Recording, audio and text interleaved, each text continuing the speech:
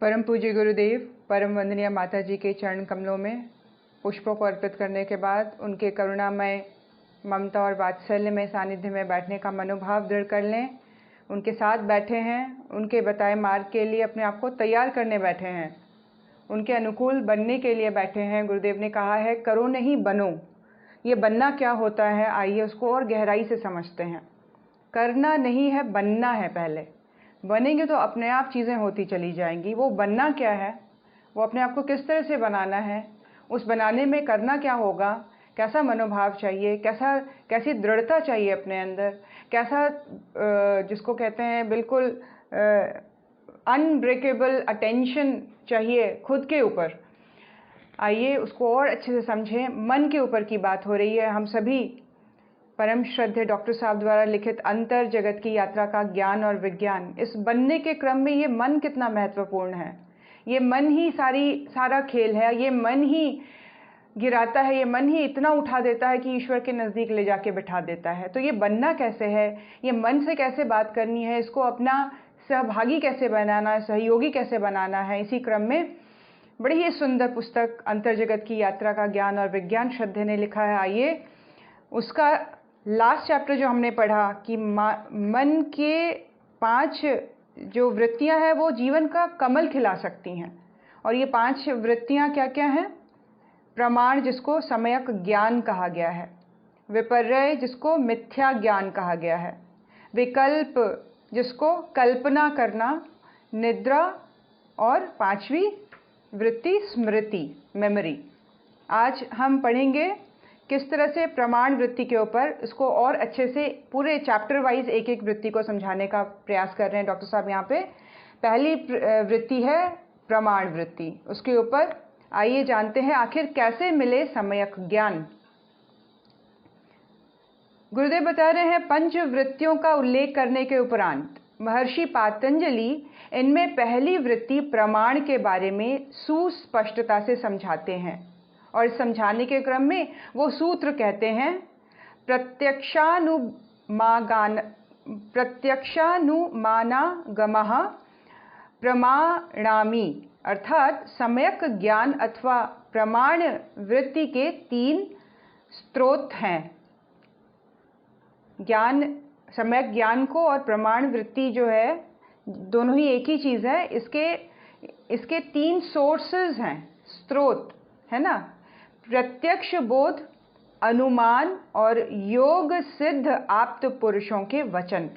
सम्यक ज्ञान जो हमें फैक्ट से, जो हमें रियलिटी से जोड़ता है और इल्यूजन और कंफ्यूजन से, भ्रांतियों से, अविश्वास से, है ना, आशंका वाली मनस्थिति से दूर करता है, इसको प्रमाण वृत्ति बोलते हैं, है ना। सम्यक ज्ञान बोलते हैं एक्चुअल फैक्ट्स, जिसको लेकर चलने पर फिर सही दिशा की ओर जीवात्मा अग्रसर होती चली जाती है। इसका जो सोर्स है वो 3 लेवल पर है।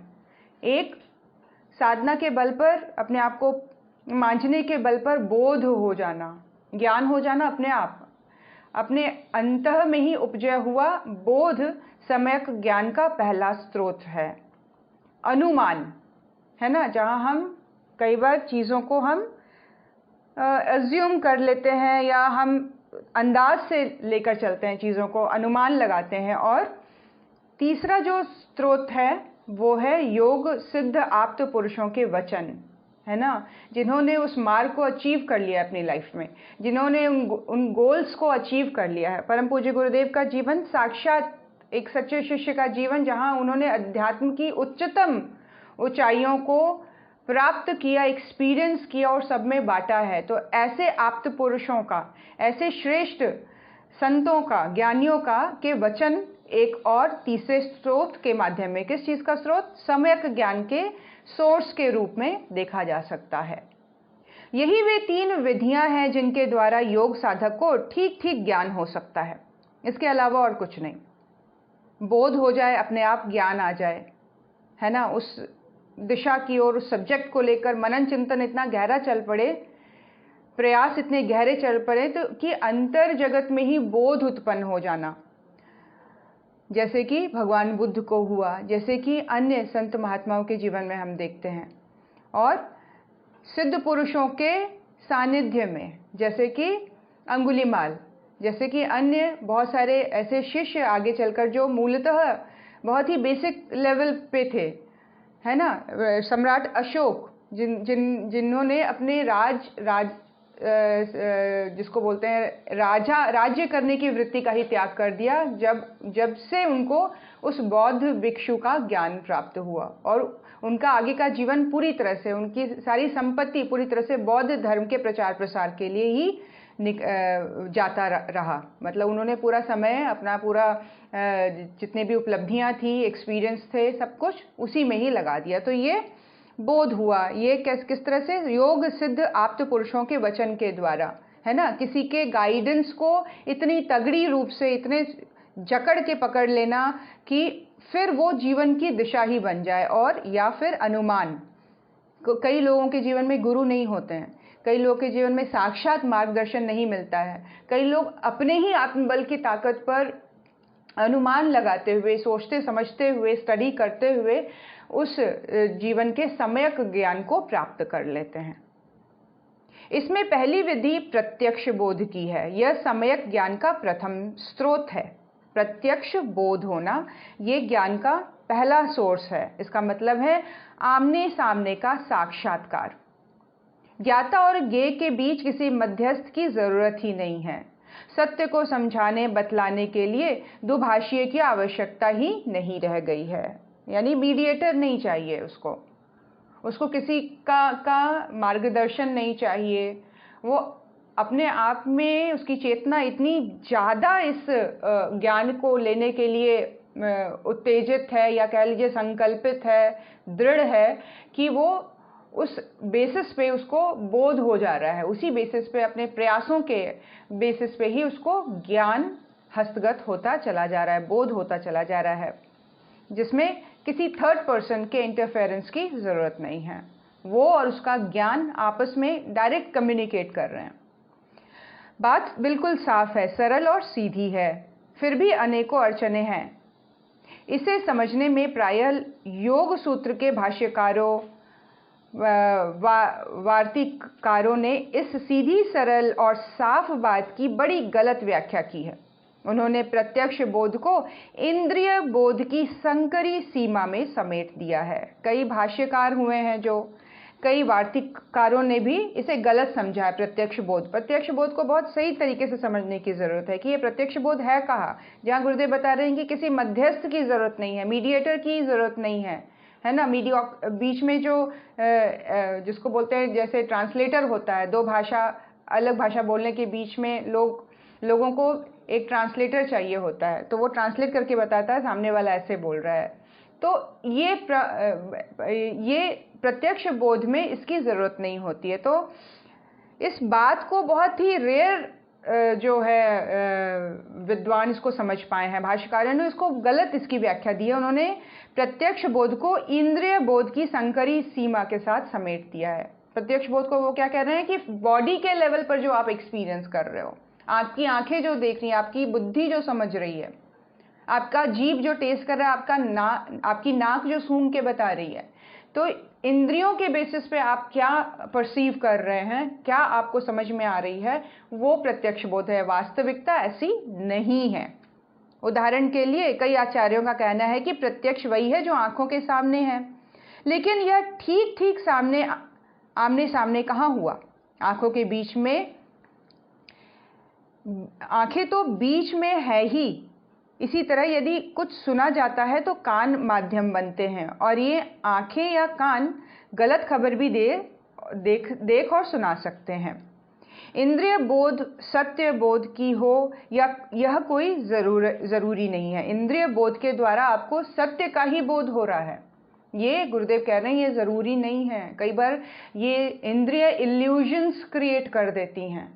हमारी आंखें कुछ किसी चीज़ को किसी तरह से देखती हैं, माइंड उसको उस तरह से एनालाइज करता है, मन उसको उसी तरह से पकड़ लेता है, तो बहुत गलत चीज़ों का परसेप्शन हमें हो जाता है। कई बार हम गलत तरीके से लोगों के आचरण को देख लेते हैं। वास्तविकता वैसी नहीं होती है, रियलिटी वैसी नहीं होती है। तो ये इंद्रिय जो है, हमारे सेंस परसेप्शन है, ये पूरी तरह से, जिसको कहा जाए, सत्यता का बोध करवाने में सक्षम नहीं है पूरी तरह से।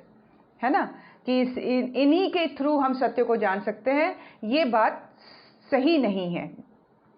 इंद्रिय बोध सत्य बोध ही हो यह ज़रूरी नहीं है। इंद्रियों में थोड़ा सा भी दोष आ गया तो सारी खबर गलत मिलती है, कुछ का कुछ दिखाई और सुनाई देने लगता है। फिर प्रत्यक्ष बोध क्या है? इस सवाल के उत्तर में परम पूज्य गुरुदेव का चिंतन सूत्र कहता है, चेतना प्रत्यक्ष। गुरुदेव क्या बताते हैं? प्रत्यक्ष बोध क्या है? कौन सी ऐसी हमारी एग्जिस्टेंस है, किस फॉर्म में हम एग्जिस्ट करते हैं, जहाँ से जो हमें चीज़ें मिल रही हैं, एक्सपीरियंस हो रहा है, नॉलेज गेन कर रहे हैं, वो सत्य है, सत्यता के साथ पूरी तरह से जुड़ा हुआ है। वो हमारा कौन सा एग्जिस्टेंस है, वो हमारा कौन सा स्टेट है? तो गुरुदेव बता रहे हैं वो हमारा चेतनात्मक स्तर है, वो हमारी चेतना का स्तर है। चेतना का प्रत्यक्ष जो प्रमाण वो उसको एब्जॉर्ब करता है, एक्सपीरियंस करता है, वही प्रमाण सत्य का बोध है, प्रत्यक्ष का बोध है। तो चेतना प्रत्यक्ष टर्म यहाँ पे यूज़ कर रहे हैं गुरुदेव चिंतन सूत्र के अंतर्गत, यानी कि वो बता रहे हैं हमारी चेतना बिना किसी इंद्रिय के माध्यम के सब कुछ साफ साफ आमने सामने देखे। समाधि क्या है? जहाँ पर इंद्रियां सुषुप्त हैं, मन ठहर गया है, बुद्धि आत्मा की ओर देखने लग गई है और कहीं ना कहीं उसकी विशालता को देखकर रुक गई है, मम हो जाना, अवाक रह जाना, चुप हो जाना। फिर वहाँ चेतना काम कर रही है, फिर हम चेतना को एक्सपीरियंस करते हैं जहाँ उसको इंद्रियों की सेंस परसेप्शन की सहायता की ज़रूरत नहीं है। ये वो वाला स्टेट है। तो गुरुदेव आगे बता रहे हैं कि हमारी चेतना बिना किसी इंद्रिय के माध्यम के सब कुछ साफ साफ देखे, गहरे ध्यान तक अथवा समाधि की भाव दशा में ही साधक को यह स्थिति प्राप्त होती है। ये जानने के लिए किसी माध्यम की जरूरत नहीं रह जाती, किसी इंद्रिय की तो बिल्कुल भी नहीं। क्या कह रहे हैं गुरुदेव? गहरे ध्यान या समाधि की भाव दशा में साधक को यह स्थिति प्राप्त होती है। कौन सी स्थिति? जहां चेतना प्रत्यक्ष है। प्रत्यक्ष हो जाना मतलब वो प्रेजेंट में आ गई है, वो एक्सपीरियंस मोड में आ गई है, वो अपने पूरी एग्जिस्टेंस में ठहर जाना, प्रत्यक्ष हो जाना। वो देख रही है, वो एक्सपीरियंस कर रही है। चेतना प्रत्यक्ष है ना, जिसको ध्यान या समाधि कहा जा सकता है। तब देखने के लिए हमें जानने के लिए किसी माध्यम की जरूरत नहीं पड़ती। खासकर गुरुदेव बता रहे इंद्रियों की तो बिल्कुल भी जरूरत नहीं पड़ती है। फिर ना कुछ आँख से दिखाई देना चाहिए, ना आंखें बंद करके कुछ दिखाई देना चाहिए। वो डिफरेंट लेवल पर एक्सपीरियंस है। आपको इमेजिनेशन, आपको विजुअलाइज करने की जरूरत नहीं पड़ रही है। वो एक डिफरेंट लेवल पर चेतना को कुछ एक्सपीरियंस हो रही है। तो वहाँ पे हम देखेंगे कि इंद्रिय का तो बिल्कुल रोल ही नहीं है। महात्मा बुद्ध, महर्षि रमण, श्री अरविंद एवं परम पूज्य गुरुदेव जैसे महायोगी इसी रीति से सत्ता और प्रत्यक्ष सत्य की प्रत्यक्ष अनुभूति करते हैं। सत्ता और सत्य, परमात्म सत्ता, अल्टीमेट सोर्स, अल्टीमेट पावर, ईश्वरीय चेतना और सत्य के बीच की अनुभूति फिर चेतनात्मक स्थिति में होती है, जैसा कि भगवान बुद्ध, महर्षि अरविंद और परम पूज्य गुरुदेव के जीवन में हुआ। ज्ञाता और ज्ञेय एकदम आमने सामने हो जाते हैं, उनके बीच कुछ और रह ही नहीं जाता, केवल प्रत्यक्षता ही सत्य अनुभव बनकर प्रकट होता है। ये कौन सी स्थिति है? हम इस बात पर कभी भी चिंतित ना हो कि हम पहले कभी ध्यान किया करते थे तो हमें ऐसी खुशबू आती थी, हमारा ऐसा ध्यान होता था, हमें ये चीज़ें दिखाई देती थी, ये चीज़ें हमें एक्सपीरियंस होती थी, हमारे सेंसेस को एक्सपीरियंस हो रही है, हमारे ब्रेन को एक्सपीरियंस हो रही है। हमें उससे आगे जाना है और हो सकता है बीच की स्थिति जहाँ पर हमें ये एक्सपीरियंस होने अब बंद हो गए हैं, अब नेक्स्ट लेवल में हम डिफरेंट डायमेंशन की बातों को एक्सपीरियंस करेंगे। इस बात के लिए उत्साहित रहें और तैयारी दृढ़ हो जाए और अपने अंदर का संकल्प बढ़ जाए और अपने अंदर की गंभीरता, साधना की पवित्रता और प्रचंड हो जाए, है ना। तो इस लेवल पर गुरुदेव बता रहे हैं कि इंद्रियों के बेसिस पे तो सत्य को जाना ही नहीं जा सकता। ये सेंस परसेप्शन बहुत छोटी सी चीज़ है बोध को एक्सपीरियंस करने के लिए, इसलिए सेंसेस के थ्रू एक एक्सपीरियंस करना एक छोटे मोटे एक्सपीरियंस है। कई बार खुशबू आती है लोगों को, कई बार कोई बहुत दिव्यता से कोई चीज़ प्रकाश या कुछ दिखता है, लेकिन जहाँ गुरुदेव कह रहे हैं कि सत्य का बोध हो जाना, उसके बाद जिसको कहते हैं पर्सनालिटी पूरी तरह से ट्रांसफॉर्म्ड हो गई है, रिफाइंड हो गई है, परिवर्तन घट जाना, है ना, पूरी तरह से आमूलचूल परिवर्तन हो जाना, पूरी तरह से जिसको बोलते हैं कि एक डिफरेंट चेतना का अवतरण हो जाना अंतर्मन में। तो वो जो स्तर है गुरुदेव बता रहे हैं इंद्रियों के एक्सपीरियंस से परे है। केवल प्रत्यक्षता की ही सत्य अनुभव बनकर रह जाता है। ज्ञान और ज्ञाता के बीच में किसी भी तरह का कोई डिफरेंस नहीं रह जाता, वो एक दूसरे के बिल्कुल आमने सामने होते हैं, उनके बीच में कोई चीज़ नहीं रह जाती है। परम पूज्य गुरुदेव कहते थे कि प्रत्यक्ष को चेतना प्रत्यक्ष मानने से ही महर्षि पातंजलि जैसे महायोगी का भाव प्रकट होगा। महर्षि पातंजलि किस लेवल पर बैठकर सोचते हैं, बोलते हैं, सूत्र देते हैं, उस चीज़ को एक्सपीरियंस करने के लिए गुरुदेव कह रहे हैं कि प्रत्यक्ष को चेतना प्रत्यक्ष मानना पड़ेगा। चेतना प्रत्यक्ष के लेवल पे ही हम जब अनुभव करते हैं किसी चीज़ को, तब महर्षि पातंजलि जैसे महायोगी के भाव को हम जान सकते हैं।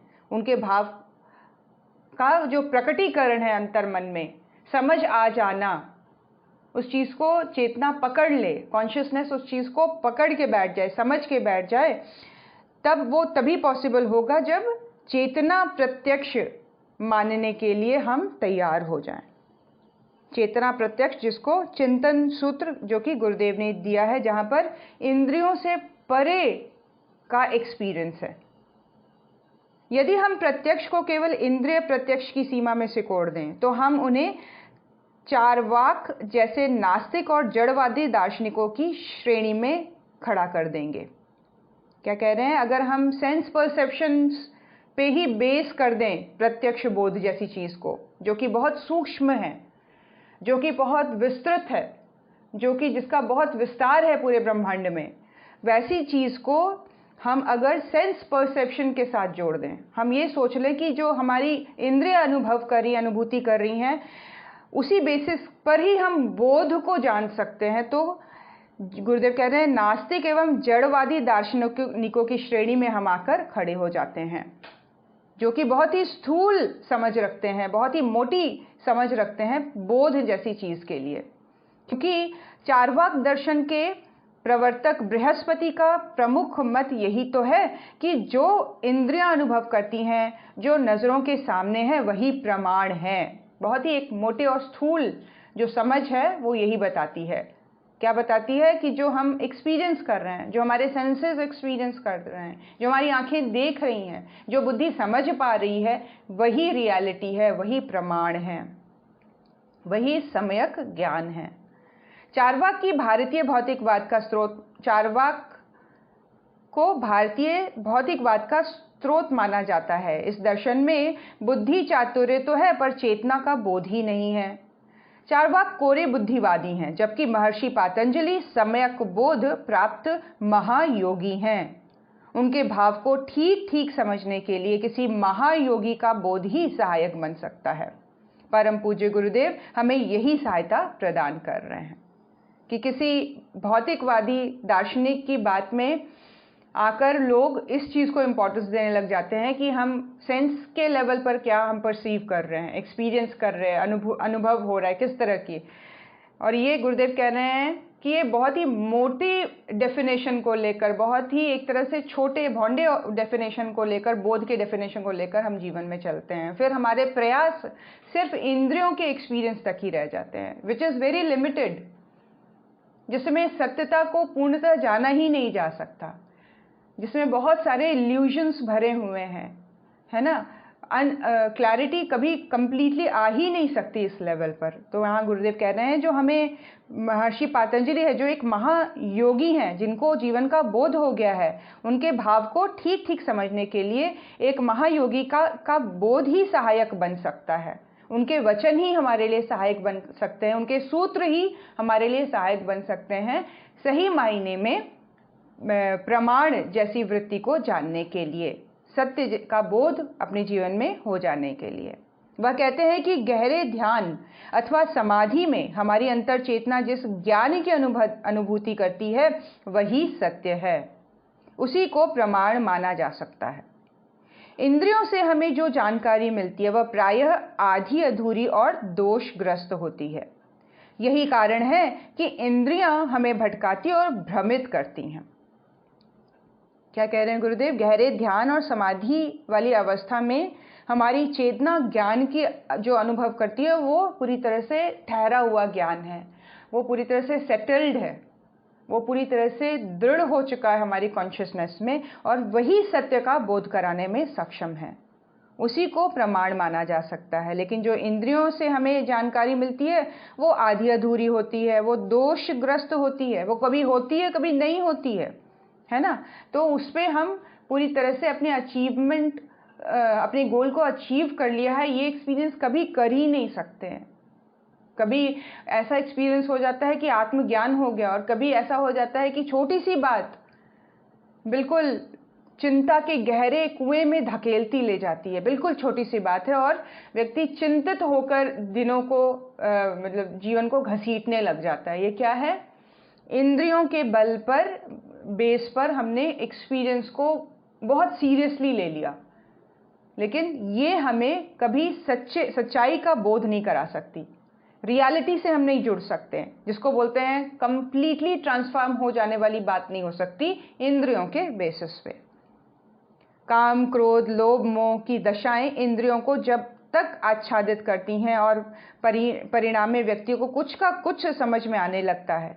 कभी कभी यही दशा नशेड़ी व्यक्ति की होती है। इस संबंध में गुरुदेव अपने गांव के पास का एक किस्सा सुनाया करते थे, है ना। नशे में आया हुआ व्यक्ति कैसा होता है? उसको होश ही नहीं होता कि वो कहाँ है, कहाँ सो रहा है, कहाँ गिरा हुआ है, उसके कपड़े कैसी स्थिति में है, उसको अपने परिवार का, अपने घर का कहीं कोई होश ही नहीं होता है। बिल्कुल बेहोशी की स्थिति में और बहुत ही दयनीय स्थिति में होता है। गुरुदेव कह रहे हैं ठीक उसी प्रकार जब हम इंद्रिय बोध को लेकर सीरियस हो जाते हैं, हमें जो बुद्धि से समझ में आ रहा है, हमारी आंखें जिस चीज़ को देख पा रही हैं, हमारे कान जैसे चीज़ों को सुन पा रहे हैं, उसको हम बहुत जकड़ के पकड़ लेते हैं, बहुत जोर से पकड़ लेते हैं, और फिर हम उसके बेस पर चिंतन को लेकर हम कभी हर्षोल्लासित होते हैं, कभी दुख के गहरे गर्त में गिरते चले जाते हैं। तो यहाँ गुरुदेव कह रहे हैं ये स्थिति जो है वो नशे वाली है, इम्बैलेंस रखने वाली। आप बैलेंस नहीं रहेंगे, आप फर्म नहीं रहेंगे किसी फेथ के ऊपर, किसी विश्वास के ऊपर। हमेशा स्थिति डगमगाती सी रहेगी। नशेड़ी डगमगाता है, हिलता डुलता रहता है, स्थिर नहीं दिखाई देता, ये वाली स्थिति रहती है। इंद्रियों के बेसिस पे अगर हम चीज़ों को लेकर बहुत सीरियसली चल पड़ते हैं और वहीं पर हम थम जाते हैं, हमारी कोशिश उसके आगे की जाती ही नहीं। गुरुदेव इसके ऊपर किस्सा सुनाया करते थे। गांव का कोई किस्सा है। उनके गांव के पास में एक ठाकुर बच्ची सिंह रहा करता था। ठाकुर बच्ची सिंह, उसकी अफीम खाने की आदत थी। अफीम खाने के बाद वे नशे में काफ़ी ऊट पटांग हरकतें करता रहता था। बच्ची सिंह नाम का ठाकुर जो कि अफीम खाता था, और उस बेसिस पे अफीम खाने की आदत में उसकी हरकतें बड़ी अजीब सी थीं। एक बार उन्होंने शाम को ज़्यादा अफीम खा ली। नशा गहरा होने पर वे कहने लगे, देखो अब मेरे पास उड़ने की ताकत आ गई है, अब मैं उड़ सकता हूँ। ऐसा कहते हुए वे अपने मकान की छत से हाथ फैलाए हुए उड़ने की मुद्रा में नीचे कूद पड़े। सिर पर गहरी चोट आने से उनकी मृत्यु हो गई। बेचारे वह जान भी नहीं सके कि नशे के असर में वह अपनी इंद्रियों द्वारा धोखा खा गए। कितना जबरदस्त एग्जाम्पल गुरुदेव बता रहे हैं यहाँ पर। वो बुद्धि के भरोसे, नशे में उसकी बुद्धि क्या देख रही है? क्या बता रही है उसको? कि मेरे में उड़ने की ताकत आ गई है। और ऐसा बोलते हुए वो व्यक्ति छत से ही छलांग लगा दिया और सिर पे चोट आने से उनकी मृत्यु हो गई। इंद्रियां भरोसे काबिल है भी नहीं, बिना नशे के वे हमें भटकाती और भ्रमित करती हैं। जो बचपन में समझ में आया वह किशोरावस्था में बेकार नजर आता है। किशोरावस्था की बातें प्रौढ़ावस्था में बेईमानी हो जाती हैं। यही सिलसिला चलता रहता है। ऐसे में सवाल उठता है कि प्रत्यक्ष बोध आखिर है क्या? तो जवाब यह है कि प्रत्यक्ष बोध वह है जिसे इंद्रियों के बिना जाना जा सके।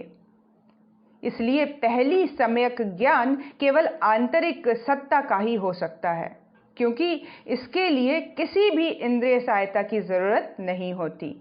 कोई भी गहरे ध्यान अथवा समाधि में उतरकर इसे पाया जा सकता है। बहुत इंपॉर्टेंट बात गुरुदेव यहाँ बता रही है। क्या बता रहे हैं गुरुदेव? कि इंद्रियों के ऊपर हम भरोसा कर ही नहीं सकते। आप यही देखें, हम अपने जीवन को ही अगर हम टटोलते हैं, हम अपने जीवन को ही देखते हैं, तो हमें ये सुनने को मिलता है, देखने को मिलता है कि हम बचपन से लेकर जब हम किशोरावस्था तक पहुंचते हैं, उसके बीच हमारे चॉइसेस कितने चेंज होते चले जाते हैं, हमारी समझ कितनी डिफरेंट होती चली जाती है, हमारे प्रायोरिटीज़ चेंज होते चले जाते हैं। किसी बच्चे से पूछो बेटा तुम क्या बनोगे, थोड़ी सी समझ जब उसमें पैदा होती है, उसको लगता है कि सबसे श्रेष्ठ इस पूरे जगत में एक टीचर ही होता है जिसको कितनी रिस्पेक्ट मिलती है।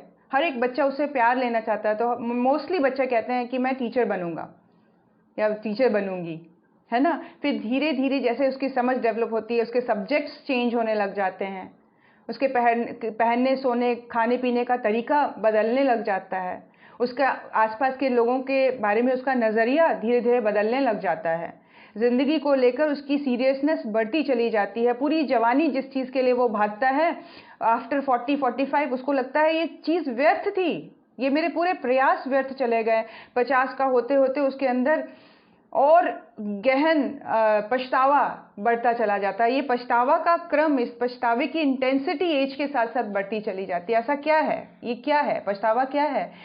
समझ का अगर सही होता जाना है, सही होता चला जाएगा, तो हम देखेंगे कि हम अपनी पिछली लाइफ को देखकर हम यही सोचेंगे कि we could have been better that time, हम अच्छा और कर सकते थे और अच्छा हो सकता था। और इस प्रयास में अगर समझदारी बढ़ी चढ़ी है तो हम अपने प्रेजेंट को ब्यूटीफुल बनाने लग जाते हैं, हम अपने प्रेजेंट के ऊपर काम करने लग जाते हैं, हम अपने प्रेजेंट को लेकर वाकई सीरियस होने लग जाते हैं और एक ट्रांसफॉर्मेशन जैसी चीज़ हमारे जीवन में होने लग जाती है, परिवर्तन जैसी चीज़, जिसको गुरुदेव कायाकल्प बोलते हैं सुबह के ध्यान में,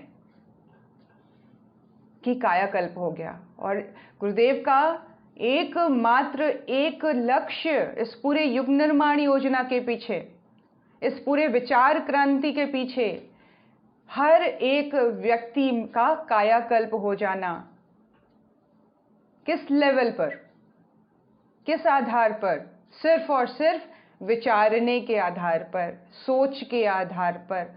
और उस आधार पर जितनी सीरियसली परिवर्तन घटेगा, हमारे एक्शंस, हमारे कर्म, हमारी भावनाएं उतनी ही श्रेष्ठ, उतनी ही बलवती होती चली जाएंगी। तो गुरुदेव कह रहे हैं कि जब हमारी अवस्था एज के साथ साथ बढ़ती चली जाती है, हम देखते हैं कि इस तरह के सवाल हमारे अंदर उठने शुरू हो जाते हैं जो हमें बोध की ओर अग्रसर करते हैं, प्रत्यक्ष बोध की ओर हमें ले जाते हैं। अंततः हम उस बोध के लिए हम सभी लालायित हो जाते हैं। आज हम देखते हैं बड़े बड़े सीईओज, बड़े बड़े कंपनी के डायरेक्टर्स, बहुत बड़े बड़े लोग स्पिरिचुअलिटी की खोज में पूरे देश विदेश से भारत की ओर आ रहे हैं। ऐसा क्या है? क्या जो उनको पूरी लाइफ में नहीं मिला? क्या हुआ जो अब वो रियलाइज कर रहे हैं जो उनको मिलना चाहिए था? किस चीज़ के लिए वो सिर्फ 10 दिन की छुट्टी उनको मिलती है तो इंडिया में आकर सीधे शांति कुंज जाते हैं, सीधे ऐसे गुरुओं के पास जाते हैं जहाँ पर उनको ज्ञान मिले, जहाँ पर उनको सही दिशा मिले, सही मार्गदर्शन मिले, जहाँ पर उनकी गलतियों के सॉल्यूशन को बताया जा सके कि उस की हुई गलती को तुम कैसे ठीक कर सकते हो, तुम कैसे अपने जीवन को परिवर्तित कर सकते हो, कैसे तुम्हारे कर्म और श्रेष्ठ हो सकते हैं। तो अंततः जीवन चक्र आके जैसे इस मोमेंट में रुक जाता है, थम जाता है। तो गुरुदेव कह रहे हैं ये जो चीज़ है, ये तो जवाब ये है कि प्रत्यक्ष बोध वह है जिसे इंद्रियों के बिना एक्सपीरियंस किया जा सके। इसीलिए ज्ञान केवल अपनी आंतरिक सत्ता का ही हो सकता है, क्योंकि इसके लिए किसी भी इंद्रिय की सहायता की जरूरत नहीं है। कोई भी गहरे ध्यान व समाधि में इसको जाना जा सकता है। सच्चा ज्ञान आत्मा को जानना है, और आत्मा को जानने के लिए बुद्धि नहीं चाहिए। आत्मा को जानने के लिए नाक का सही तरीके से चलना नहीं चाहिए, कान का सही तरीके से सुनने की वृत्ति नहीं चाहिए, आंखों का सही तरीके से देखने की क्षमता नहीं चाहिए। क्या चाहिए? इन सारी चीज़ों से परे चेतना का समाधिस्थ स्थिति में आना, प्रेजेंट में पूरी तरह से कंप्लीटली स्टिल हो जाने की वृत्ति का जागरण चाहिए, चाहे उसको ध्यान कहिए, चाहे उसको समाधि कहिए। यही वो सच्चा ज्ञान है, यही ये सम्यक ज्ञान कहा गया है, जिसको प्रत्यक्ष, जिसको बोध का नाम दिया है गुरुदेव ने। प्रमाण वृत्ति अथवा सम्यक ज्ञान का दूसरा स्रोत अनुमान है ना। 3 सोर्सेस बताए गए हैं सम्यक ज्ञान के। पहला प्रत्यक्ष बोध, जो कि गुरुदेव बता रहे हैं ध्यान और समाधि की स्थिति है, इंद्रियों से परे होने की स्थिति है। दूसरा जो है सोर्स अनुमान है। अब अनुमान क्या है, बड़े ध्यानपूर्वक सुनेंगे। गुरुदेव बता रहे हैं यह उनके लिए है जो अपने अभी प्रत्यक्ष बोध के लायक नहीं हुए हैं। हाईएस्ट पॉसिबिलिटी गुरुदेव बता रहे हैं प्रत्यक्ष बोध की है ना, सबसे लास्ट रिफाइंड स्टेज। लेकिन उस स्थिति में जो नहीं जा पाए हैं, जो नहीं जाने लायक हैं, जैसी उनकी मनोवृत्ति अभी नहीं हुई है, उस लेवल की स्थिरता, दृढ़ता और समाधिस्थ होने की, जिनकी अभी चेतना में वो स्तर नहीं आया है, उनके लिए अनुमान है। अब जो अभी प्रत्यक्ष बोध के लायक नहीं हुए हैं, वो इसका मार्ग ले सकते हैं। जिसकी स्थिति अभी ध्यान और समाधि की गहराई में जाने वाली नहीं है, जो सम्यक ज्ञान तो पाना चाहते हैं, उनके लिए अनुमान उनके लिए एक संभावना है। यह अनुमान क्या है? परम पूज्य गुरुदेव के शब्दों में यह है विवेक युक्त तर्क। अनुमान क्या है? विवेक युक्त तर्क। तर्क तो हम बहुत लोगों को करते देखते हैं, भिड़ते हुए देखते हैं, अपने ईगो को सेटिस्फाई करते हुए देखते हैं, है ना। किसी राजनीतिक पार्टी को लेके तर्क शुरू हो गया, किसी स्पिरिचुअल गुरु को लेके तर्क शुरू हो गया, आपस में फैमिली में सही गलत को लेके तर्क शुरू हो गया, और उस तर्क में कहीं कोई एम नहीं है, कहीं कोई दिशा नहीं है, कहीं कोई गोल नहीं है, कहीं कोई सीखने की भावना नहीं, बस अपने ईगो को स्ट्रांग करने की भावना से लोग तर्क तो कहते हैं। लेकिन ये गुरुदेव कह रहे हैं, ये जो अनुमान की बात जो यहाँ हो रही है, गुरुदेव जिसकी बात कर रहे हैं, वो है विवेक युक्त तर्क।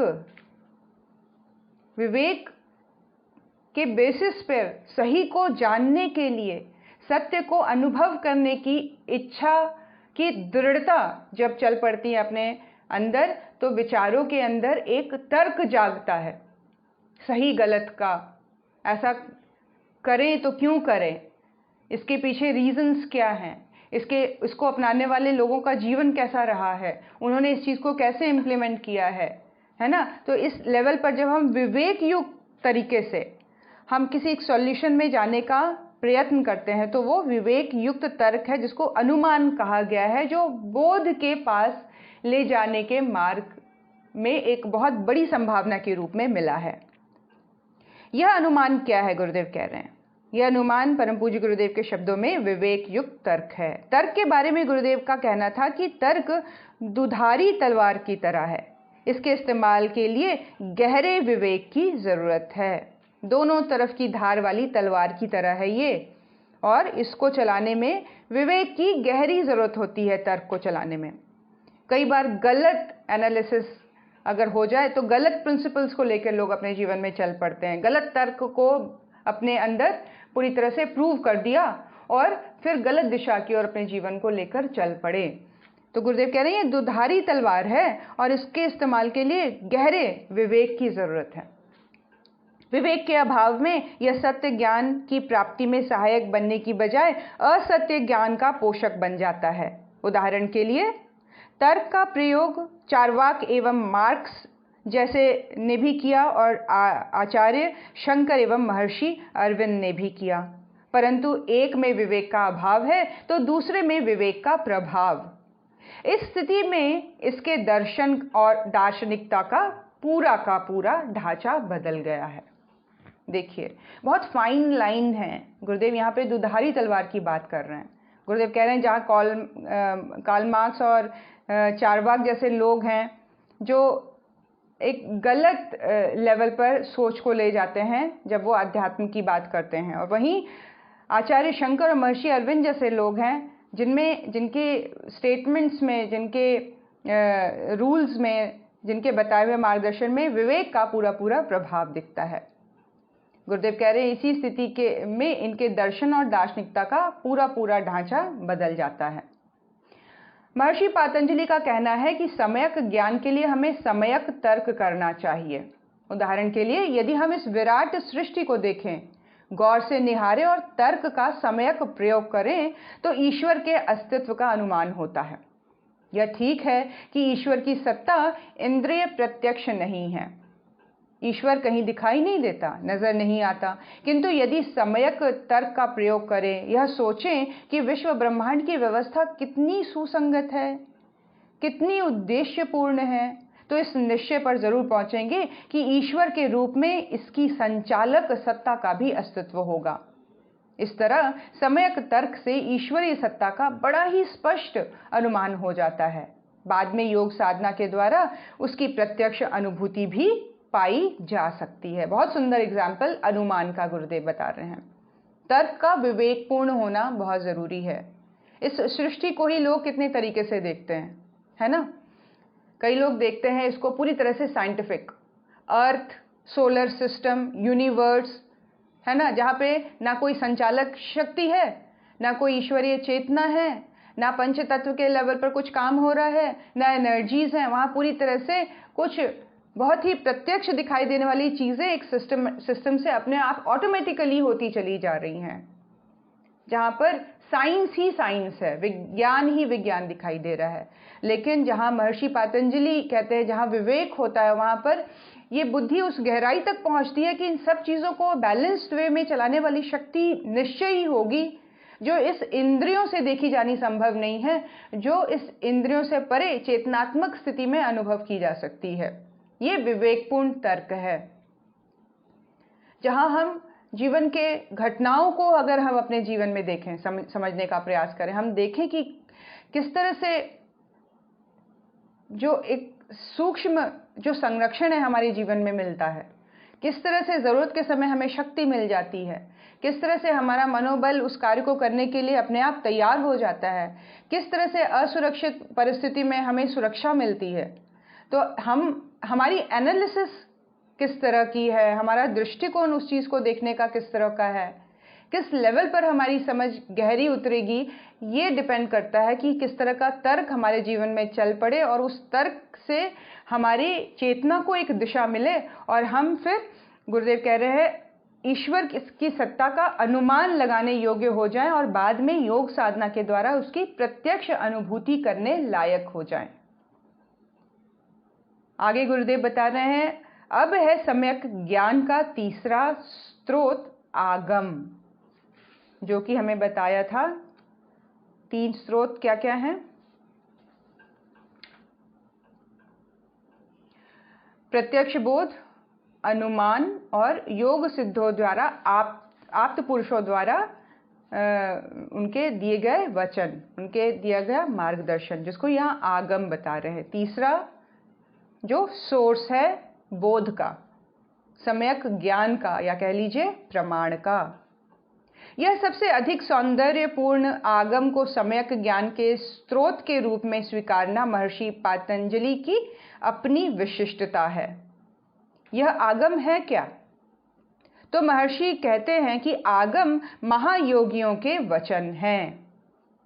आगम को सम्यक ज्ञान के स्रोत के रूप में महर्षि पातंजलि ने स्वीकारा है और इसकी विशिष्टता को अपनाया है। वो कहते हैं कि महायोगियों के वचन आगम हैं। ये ऋषियों की अनुभूति की अभिव्यक्ति देने वाले शब्द हैं। एक्सपीरियंस के बेस पर उन्होंने कुछ लिखा हुआ है। उनके वचन ऐसे ही नहीं है, वो इंद्रियों के परसेप्शन के बेस पर उन्होंने कुछ नहीं लिखा, सेंस परसेप्शन के बेस पर उनके ये वचन नहीं है। उनके ये वचन चेतनात्मक स्तर पर उनको क्या अनुभव हुआ है, चेतना के स्तर पर उनको क्या अनुभूति हुई है, वो कैसे इस सृष्टि के नियंता को पहचानते हैं, उनका ज्ञान उसके बारे में कैसे कहता है, अपना स्वयं का आत्म साक्षात्कार के बेस पर उन्होंने ये वचन लिखे हैं। ये ऋषियों की अनुभूति की अभिव्यक्ति देने वाले शब्द हैं। इस बात को थोड़ा और स्पष्ट रीति से कहे तो आगम उन महान अनुभूतियों के वचन हैं जो जान चुके हैं, जो पहुंच चुके हैं, जो कैवल्य ज्ञान को पा चुके हैं। रास्ता कौन बता सकता है? जो उस मार्ग पर चलकर लक्ष्य तक पहुंच चुका है। किससे आप जानना चाहेंगे कि हिमाचल जाने का रास्ता या खर्चा या एक्सपीरियंस क्या है? वही व्यक्ति बता सकता है जो हिमाचल जा चुका है। दिल्ली से हिमाचल तक की जर्नी जिसने कर ली है वो एक एक चीज़ बता देगा। ये बस पकड़ना, इस होटल में ठहरना, ये वाला उस होटल का ये वाला खाना बहुत अच्छा है, ये कपड़ों की वहाँ पहुँच के ज़रूरत पड़ेगी, शाम को मौसम ऐसा हो जाता है, सुबह ऐसा रहता है, दिन भर तुम्हें यहाँ घूमना है, ये वाली चीज़, ये वाली जगह ज़रूर घूमने जाना। तो ये क्या है? जिस व्यक्ति ने एक्सपीरियंस किया हुआ है, जो लक्ष्य तक पहुँच चुका हुआ है, जिसको ज्ञान की प्राप्ति हो गई है, उनके वचन एक बहुत बड़ा सोर्स है प्रमाण तक पहुँचने के, सम्यक ज्ञान तक पहुंचने का। ये बहुत सुंदर तरीके से गुरुदेव बता रहे हैं कि जो व्यक्ति अपने लक्ष्य को पहुंच चुका है, अपने लक्ष्य तक पहुंच चुका है, वही एड्रेस बता सकता है, वही जर्नी को एक्सप्लेन कर सकता है, वही ठीक तरीके से आपके प्रॉब्लम्स के सॉल्यूशंस दे सकता है। परंपरा में आगम को वेद कहा गया है। परंपरा में आगम जो है वो वेद हैं, है ना, जिसमें मैनुअल पूरी तरह से दिया हुआ है साधकों के लिए, पूरी तरह से रिटन फॉर्म में स्क्रिप्ट लिख दी गई है हम लोगों के लिए। जैसे मूवीज बनने से पहले डायलॉग, स्क्रिप्ट, सिचुएशंस सब लिखे हुए होते हैं, वैसे ही हमारे ये जो ऋषियों के द्वारा दिए गए वचन हैं, इनको आगम कहा गया है। आगम का एक जो श्रेष्ठतम स्वरूप है वो वेद है, वेद कहा गया है। यह ठीक भी है क्योंकि वेद सत्य दृष्टा ऋषियों के वचन हैं। परंतु रूढ़ियों से ग्रस्त मूढ़ जन वेद के विराट स्वरूप को केवल कतिपय मंत्र समुच्चय तक ही समेट देते हैं।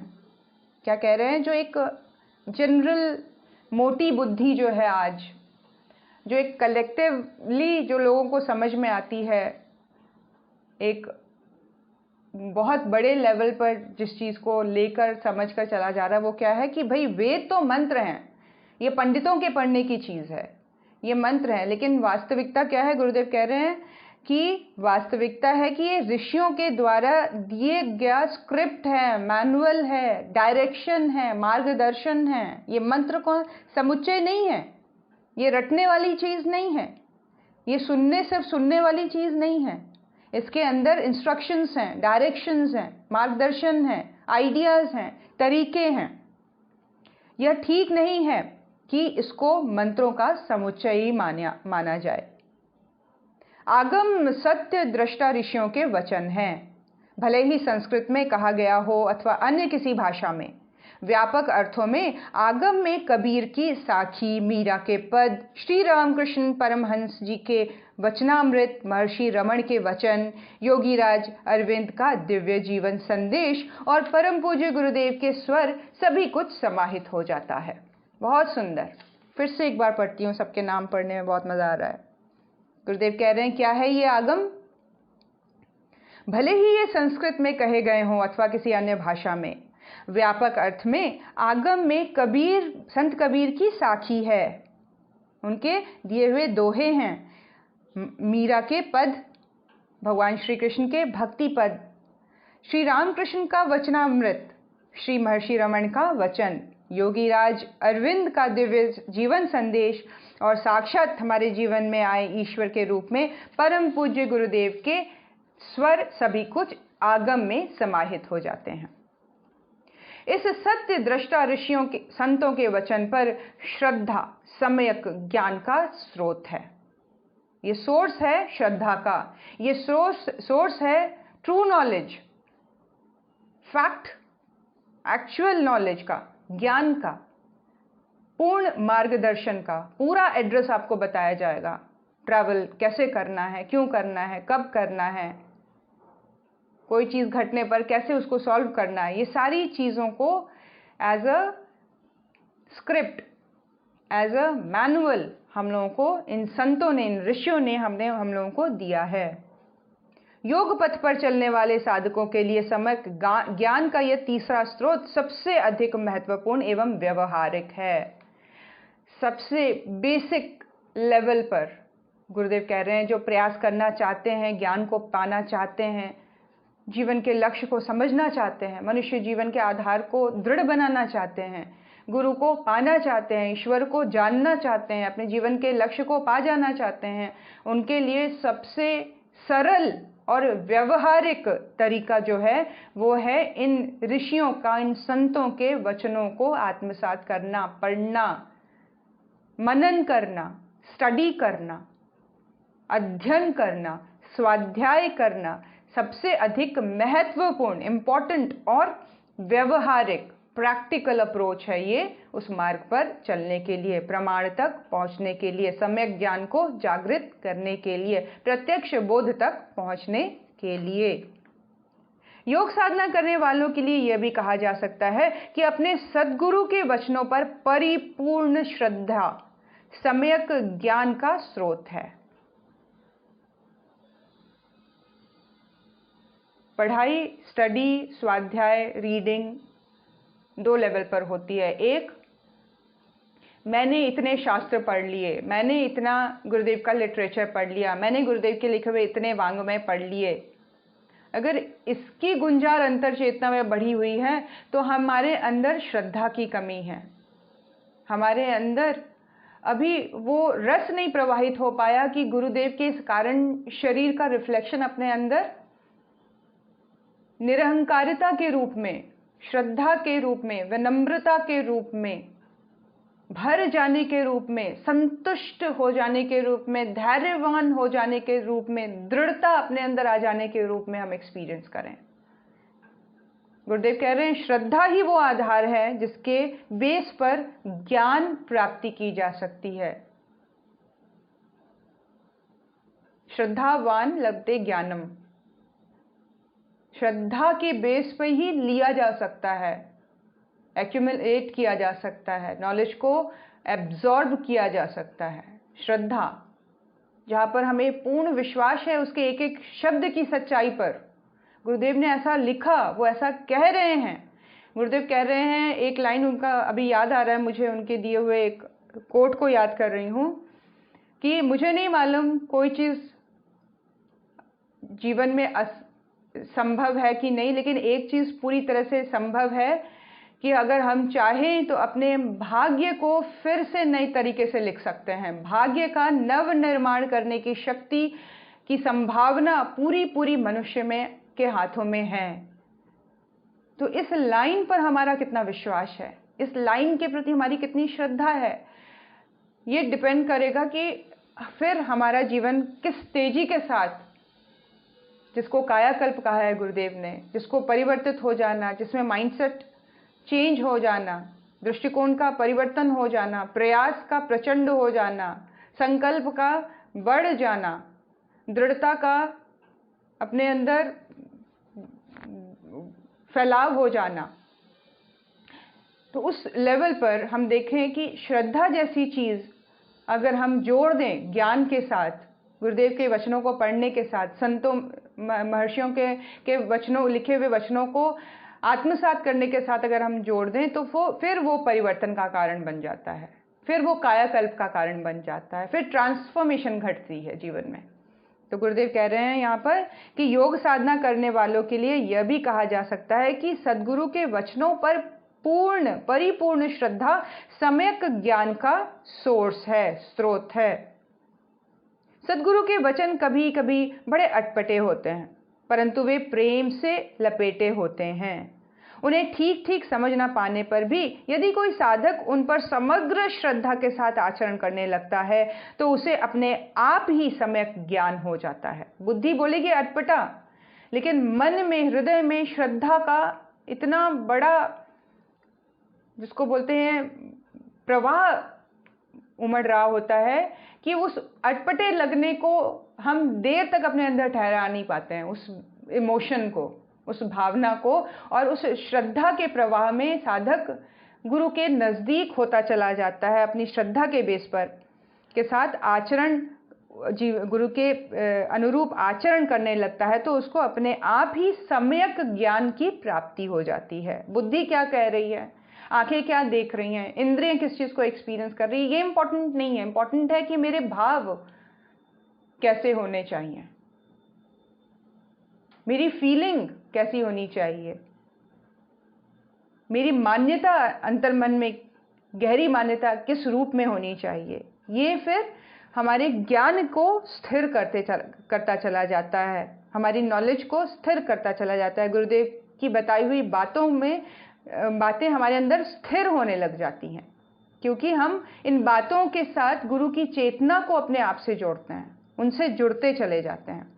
सदगुरु के वचनों के संबंध में तर्क का कोई स्थान नहीं है, क्योंकि ये चेतना के जिस तल से कहे गए हैं वहाँ तर्क बुद्धि की पहुँच ही नहीं होती। तर्क का तो कोई काम ही नहीं है यहाँ पर। गुरु के वचनों के संबंध में तर्क नहीं उठे कभी, ये कैसे गुरुदेव ने लिख दिया, ये कैसे सही हो सकता है, ऐसा कैसे पॉसिबल है। नहीं, तर्क का कोई काम ही नहीं है।